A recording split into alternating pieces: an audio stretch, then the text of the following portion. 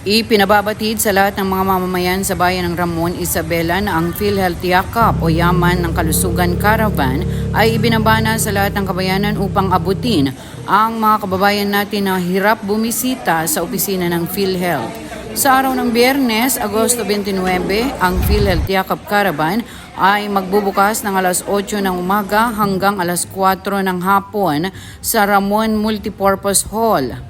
Ano nga ba itong tinatawag na PhilHealth Yakap Caravan na dapat samantalahin ng ating mga kababayan? Ang goal po nitong program na ito is lahat po ng Ramonians, lahat ng Pilipino ay mai-register sa PhilHealth upang sa ganon makatanggap sila ng lahat ng benepisyo ng PhilHealth tulad ng benefits sa inpatient and outpatient. At benefits sa outpatient, ito po yung tinatawag nating Yakap, PhilHealth Yakap, kung saan pag nakarehistro po ang bawat miyembro ng Pilipino sa under PhilHealth Yakap, magkakaroon po sila ng libreng consultation, libreng laboratories, and libreng gamot sa mga accredited RHUs or clinics. Yung mga wala pong PhilHealth, pwede na pong makakuha ng libreng PhilHealth sa August 29. Magdala lang po ng mga requirements na kailangan. Kung kayo po ay senior citizen, kailangan nyo pong magdala ng Senior Citizen ID, PWD, PWD ID. Kung kayo naman po ay 4-piece ID. O kung hindi man po, basta magdala lang po ng birth certificate or marriage contract or any valid ID. Hindi lang po updating, profiling, and PhilHealth registration ang mangyayari sa Biyernes. Magkakaroon din po tayo ng libreng consultation, libreng laboratories, and magbibigay din po ng kami ng mga gamot para sa mga nangangailangan. Ang mga laboratories po na maibibigay sa Friday ay pregnancy test, HIV test, sputum exam, at fasting blood sugar. Kung kayo po ay magpapacheck ng inyong dugo, kailangan nyo pong mag-fasting ng 8 to 10 hours. Expect po nating participants ay 300 to 350 na tao. Kaya po ba natin i-accommodate yun within the day po? Kakayanin po natin, gaya nga po ng sinabi ko kanina, kung kayo man po ay hindi makapunta or hindi ma-accommodate on that day, pwede po kayong pumunta sa ating Ramon RHU para po magparehistro under PhilHealth at PhilHealth Yakap. Sa kasalukuyan, ang mga individual na bumibisita sa RHU upang magpakonsulta ay agad nang dumadaan sa profiling.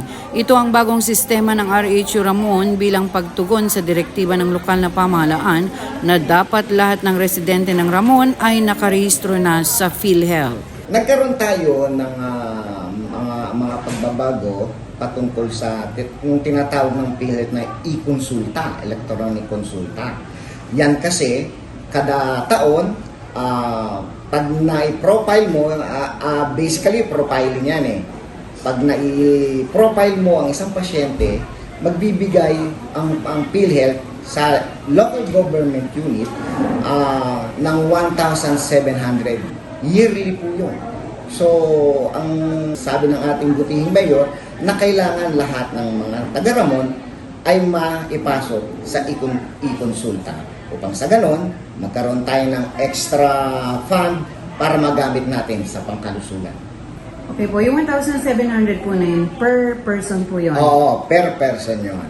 Opo, ano po yun? Gamot o Gamot, consultation? oo, saka consultation. Laboratory po, sako po. Kasama na po yun. At kailangan magpa-laboratory sila, kailangan magpa-check up sila. Yun po, lahat ng gagamitin doon, yun po yung pagpupuntahan ng 1,700. So, libre na po lahat yun. Wala talagang babayaran. Kaya naman sa pagkakataong ito, nanawagan si Municipal Health Officer Dr. Leo S. Gabriel sa lahat ng mamamayan sa bayan ng Ramon, Isabela na kailangang samantalahin ang programang ito ng PhilHealth. Mga kababayan, pumunta po tayo dito sa Biyernes. Alas 8 ng umaga hanggang alas 4 ng hapon dito sa ating multipurpose community center. Napaka-importante po ito dahil napakaganda ng programa. Samantalahin po natin ito para sa ganon, mapakinabangan natin ang pwede nilang i-offer sa bawat isa sa atin. Yan ang mga balitang tinutukan para sa Balitang Ramon ngayon.